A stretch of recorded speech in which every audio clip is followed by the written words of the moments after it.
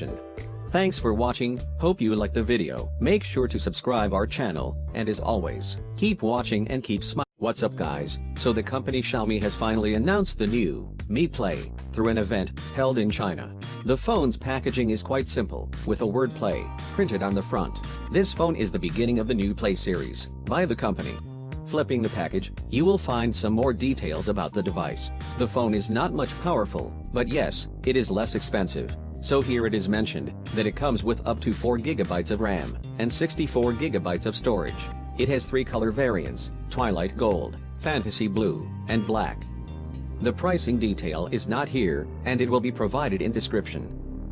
Opening up the package, first you will find a leaflet containing some documentations.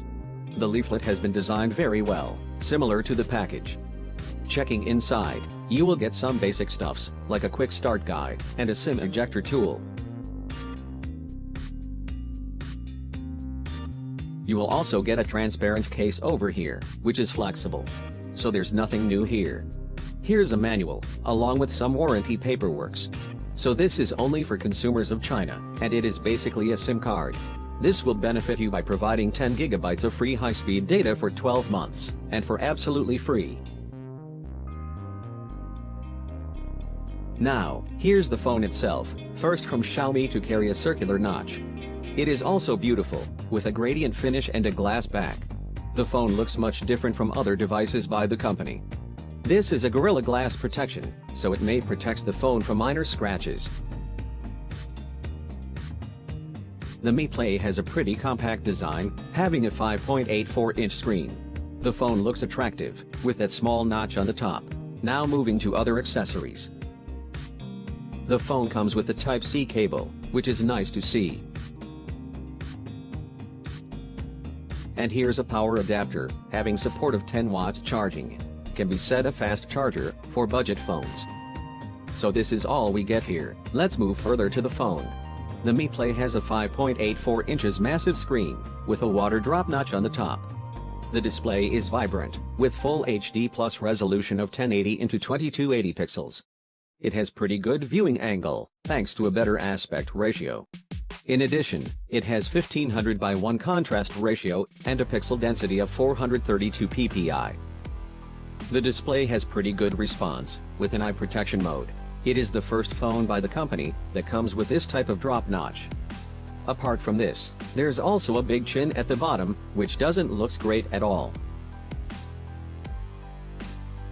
The circular notch comes with an 8-megapixel selfie shooter, supporting facial recognition. There's also an earpiece, just over the top of the notch. The build of the phone looks promising, and here's 3.5mm headphone jack. The frame of the phone is also blue, and it is eye-catching.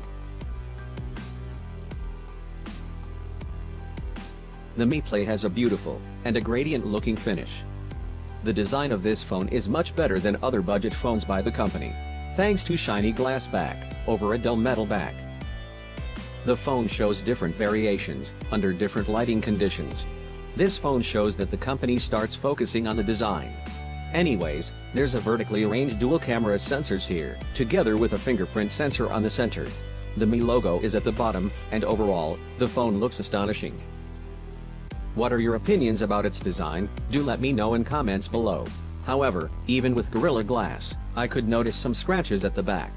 So a case would be a perfect solution for it. The phone resembles a lot to the design of Lenovo Z5S, launched few days ago. So the camera sensors at the back here is a combination of 12-megapixel primary sensor paired with a secondary 2-megapixel sensor for capturing depth details for bokeh images. The sensors are supported with HDR, EIS, and a bunch of AI features. Now, let's have a look to the camera samples taken from this phone.